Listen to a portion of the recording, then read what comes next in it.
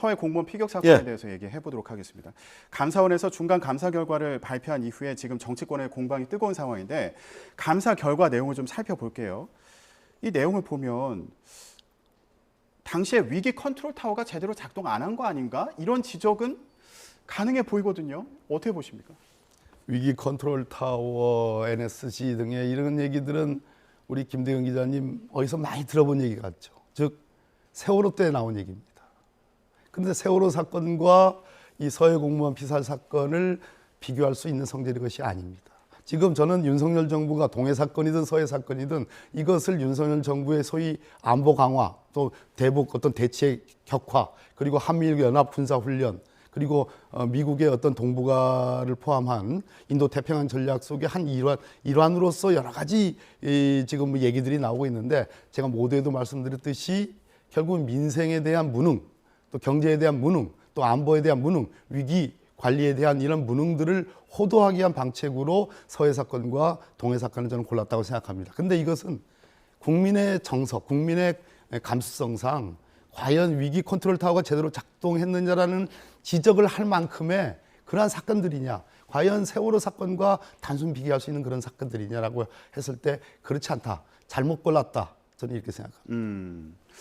보면 이미 이대준 씨가 북한 해역에서 발견됐을 당시가 실종 후에 38시간이 지난 상태였고, 그런데 다음 날까지 관련 그 상황에 대한 회의가 열리지 않았다. 그리고 국방부도 구출 작전 같은 것들을 검토하지 않았다.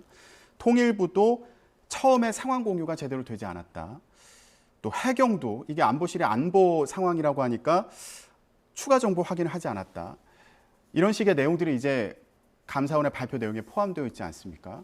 그러다 보면 이것도 국민들 입장에서 볼 때는 좀 의문을 가질 만한 상황이지 않나 싶어서 좀 여쭤본 거였어요. 천천히 말씀드리면 30몇 시간의 갭, 그때 위기 컨트롤 타워가 작동하지 않았다라는 요지인 것 같습니다. 그런데 서해든 동해든 어마어마한 이 영해 공해상에서 벌어지는 여러 가지 이러저러한 사건 사고들이 하나 일국의 컨트롤 타워로서 일종의 안보 의제로 등장할 수 있는 시점은 30몇 시간, 즉 실종 즉시가 아니고, 이것이 북한 이분이 서해 공무원이 북한 해역에서 발견됐다라는 그 일보가 22일 오후 4시 40분이에요.